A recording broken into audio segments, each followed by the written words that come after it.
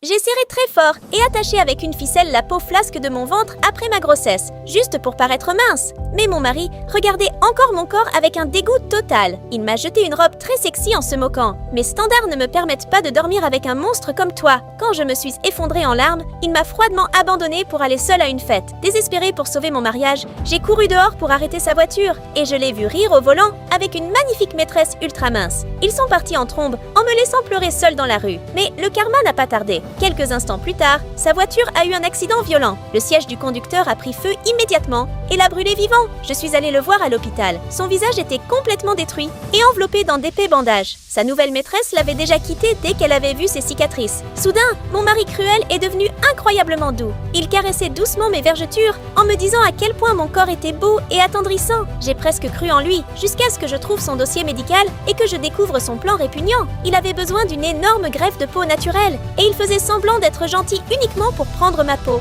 et reconstruire son visage détruit. J'ai refusé d'être réduite à des pièces détachées pour un homme qui m'avait traitée comme une ordure. Alors j'ai préparé la vengeance ultime. J'ai fait semblant de jouer le jeu jusqu'à ce que nous soyons seuls dans la chambre de récupération. Il tendait la main avec impatience pour toucher sa nouvelle peau. C'est là que j'ai éclaté de rire. J'ai attrapé le bord de mon ventre ridé et plein de vergetures et je l'ai arraché entièrement de mon corps. En réalité, mon vrai ventre était complètement guéri. Cette horrible bedaine n'était qu'un faux moule en silicone que je portais juste pour exposer ses mensonges égoïstes. Il a hurlé d'horreur en voyant la fausse peau tomber par terre, comprenant que sa seule chance d'avoir un nouveau visage venait de disparaître. J'ai alors pris une lourde bouteille d'oxygène et j'ai envoyé le gaz glacé directement dans ses plaies fraîches. Je suis sortie de cet hôpital en le laissant prisonnier de sa propre peau déformée pour toujours. Pendant ce temps, je suis allée à la télévision nationale pour montrer fièrement aux femmes que notre corps est une médaille d'honneur et non un sacrifice pour un homme qui ne vaut rien. Notre corps après la grossesse est une fierté, pas une honte. Si tu es d'accord, laisse un j'aime en commentaire, aime la vidéo et abonne-toi.